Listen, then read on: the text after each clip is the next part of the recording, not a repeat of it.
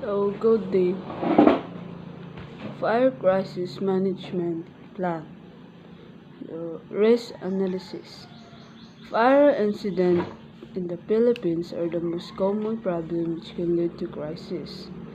In the previous year of May 13, 2015, a fire broke out the Kintix manufacturing factory in Valenzuela City, wherein 74 people were killed after being trapped inside the burning shoes and slippers factory.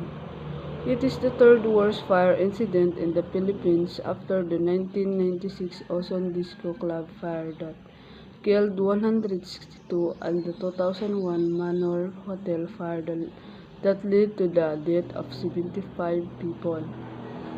In all three cases, buildings were totally burned or destroyed. Huge amounts of investment went up in smoke in a matter of hours, and those who were lucky enough to escape and survive suffered the tragedy of losing their jobs, their source of income, and livelihood. Fast forward to the present day scenario, the Philippines remains washed up in fighting a fire if not preventing it from happening.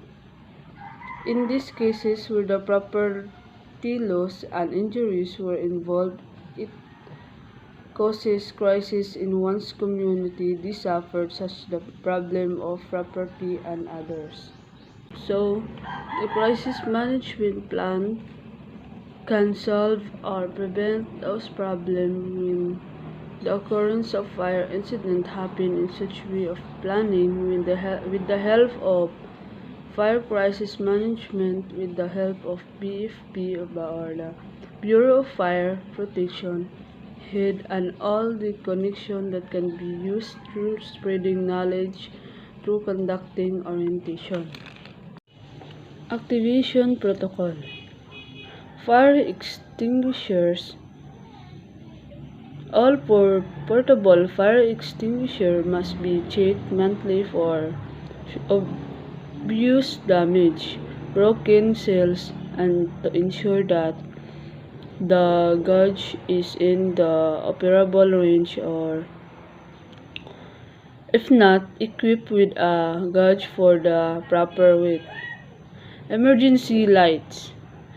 All emergency lighting systems be tested for proper operation for a minimum of 30 seconds every month.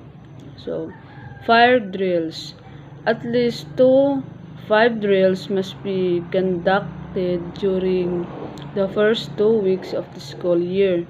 1 month, one a month thereafter, for a total of 10 per year. Fire emergency. If a fire is discovered, the fire alarm must immediately be activated and the building evacuated without delay.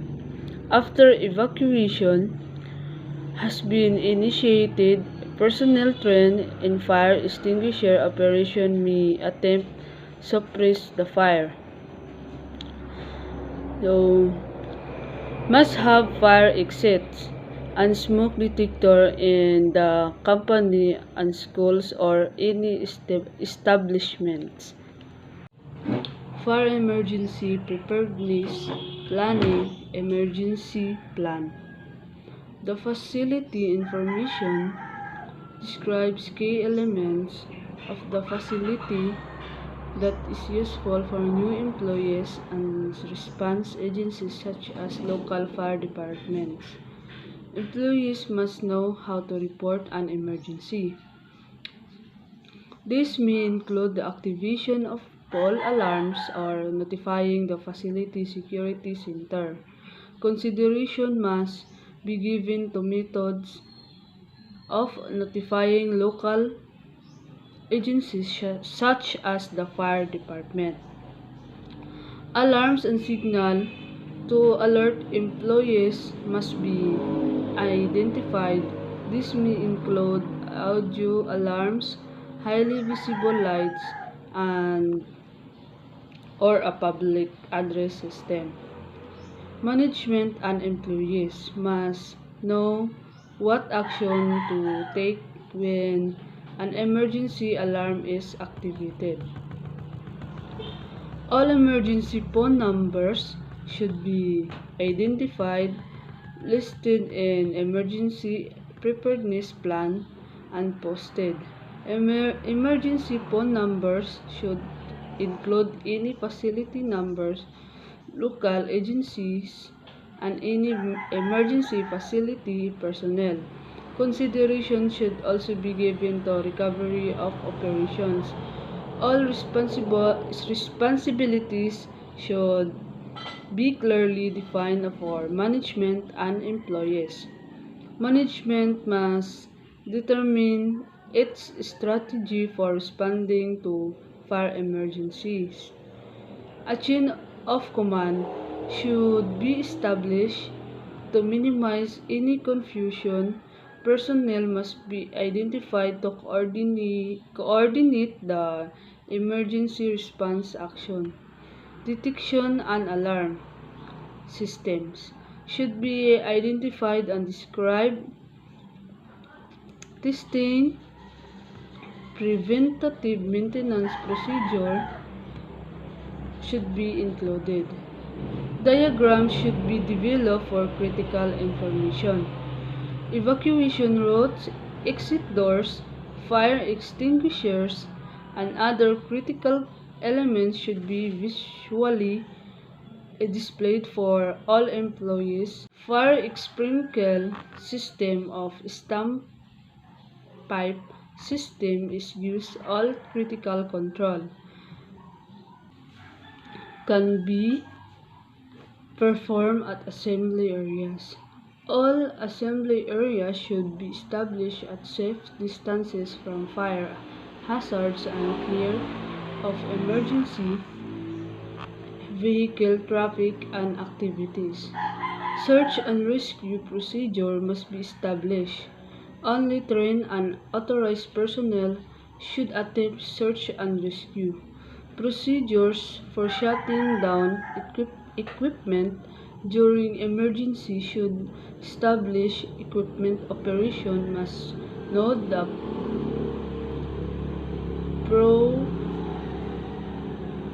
prone action to take during an emergency.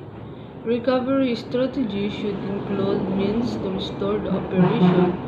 This should include a list of contractors who can provide equipment and services for operation.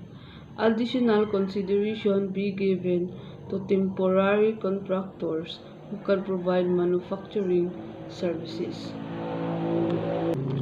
Response Action Plan. In planning response actions for fire crisis incident, you must consider these factors in order to make an effective, safe, and quick response.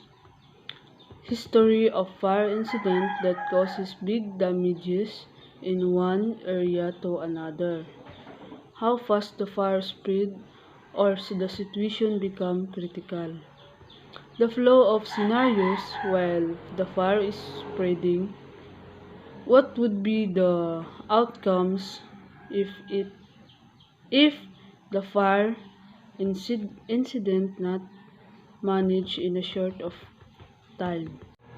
External communication, National Emergency Hotline, National Disaster Risk Reduction and Management Council, trunk line 029 506 265.